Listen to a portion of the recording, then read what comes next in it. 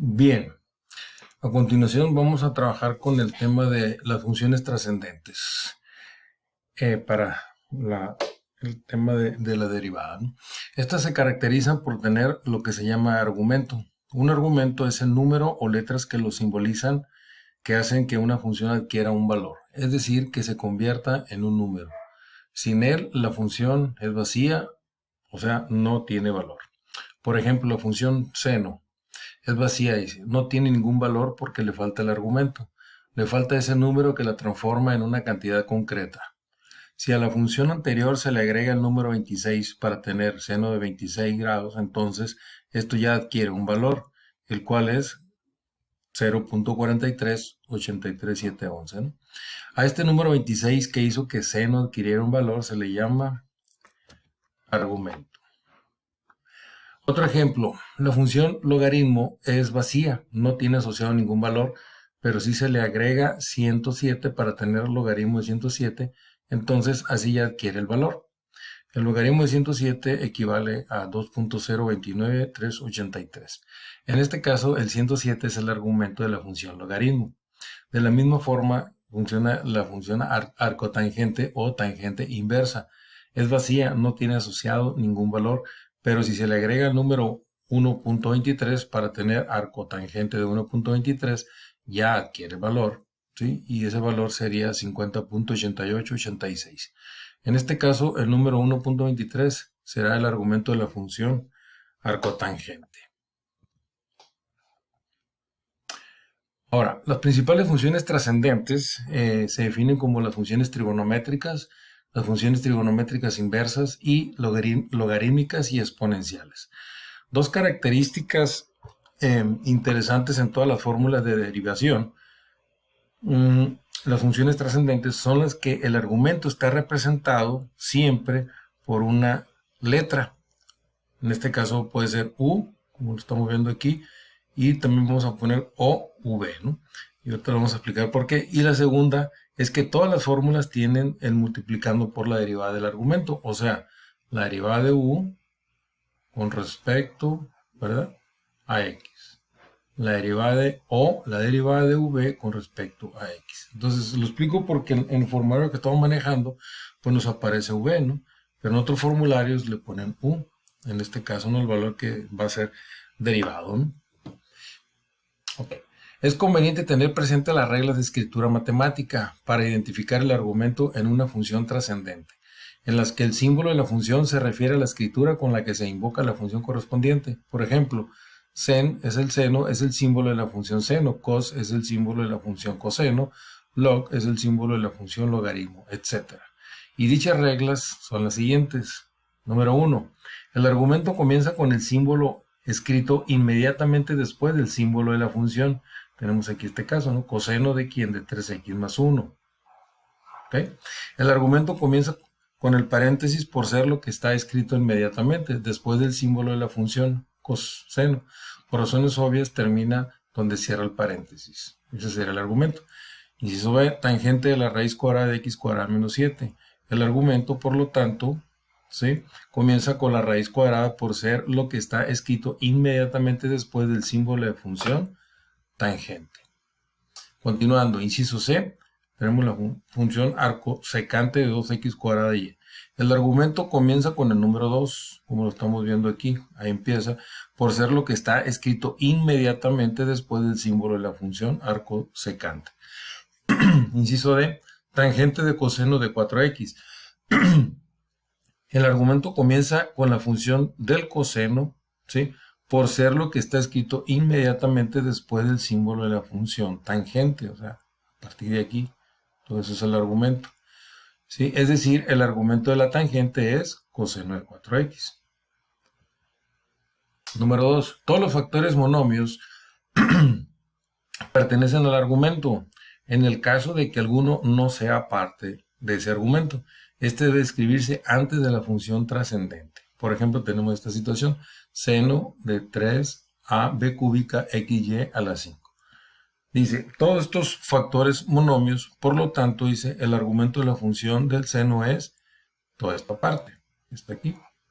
En caso de que por ejemplo, y a la 5 no fuera parte del argumento, ¿sí?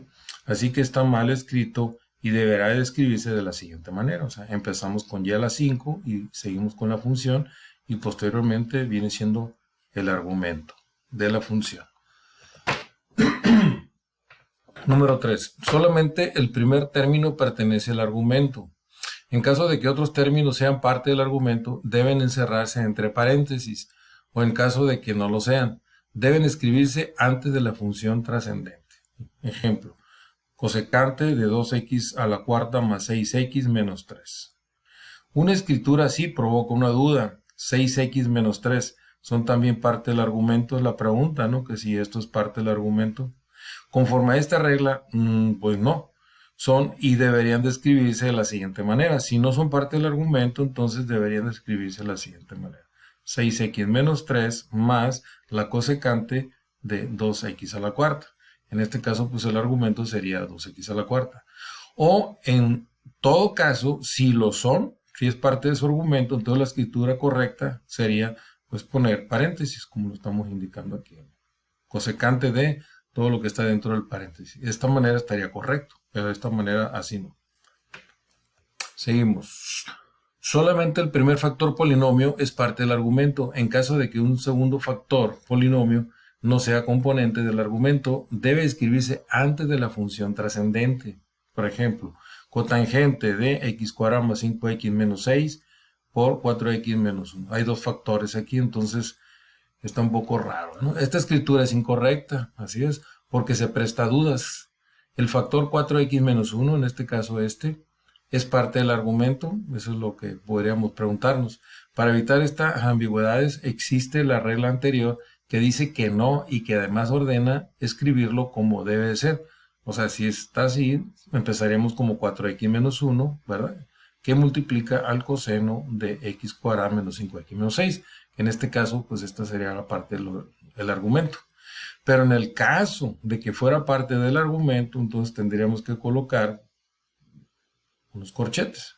Y de esa manera estamos diciendo que todo lo que está aquí adentro, ¿sí?, es el argumento de la función coseno. Y eso estaría de una manera correcta.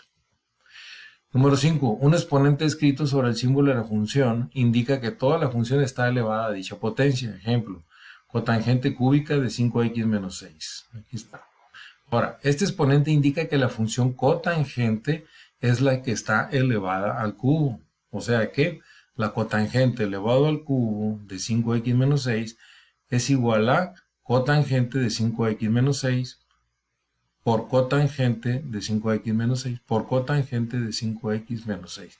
De esa manera podemos también expresar esta función, ¿no?, elevada a la n potencia.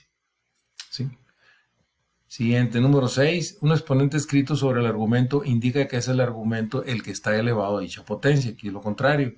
Aquí está la función cotangente de 5x menos 6 al cubo, o el cubo de 5x menos 6.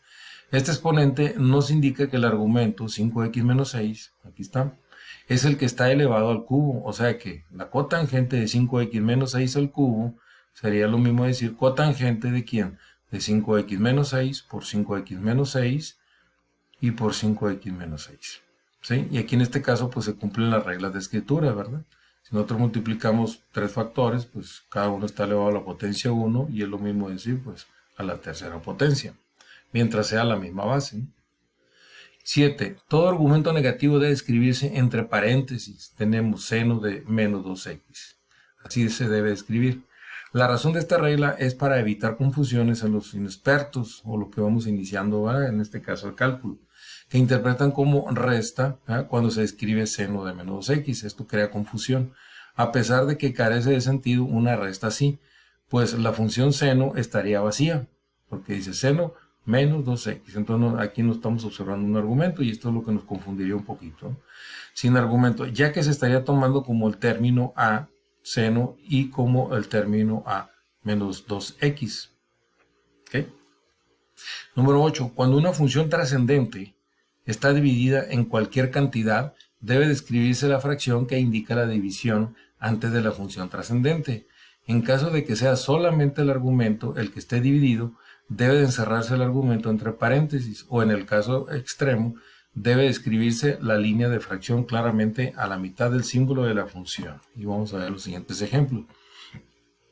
Número 1, aquí tenemos, ¿no? Esta es la forma correcta de escribirlo, 1/3 del logaritmo de 6x menos 1. Lo que pide esta regla es que se evite escribir el ejemplo anterior de esta manera. Por ejemplo, tenemos logaritmo de 6x menos 1 entre 3. Esto es frecuente en una escritura de una manera deficiente, porque puede pasar esto, ¿no? Logaritmo de ¿quién? De 6x menos 1 entre 3. Entonces, ¿qué es lo que está pasando? Pues provoca duda que este valor, ¿sí? Perdón, este valor que tenemos aquí, pues no sabemos si está dividiendo a 6x menos 1 o al logaritmo o a los dos, ¿verdad? El logaritmo de 6x menos 1. Entonces esto crea confusión. Por lo tanto, la manera correcta es manejarlo de esta manera. 1/3 del logaritmo de 6x menos 1. Y la siguiente sería secante de 6x menos 1 entre 3, ¿verdad? Esta es la otra manera que sí podría ser correcto. Para evitar las confusiones señaladas en el ejemplo anterior, pues con un paréntesis en el argumento se deja en claro que divide el 3, o sea, el 3 divide a 6x menos 1, y esto crea confusión. Entonces, esto no es correcto manejarlo. Y esto sí, y esto también. Bien, y por último, nada más para ver y comparar lo que son las derivadas de las funciones trascendentes. Aquí estamos viendo la derivada con respecto a x del seno de u.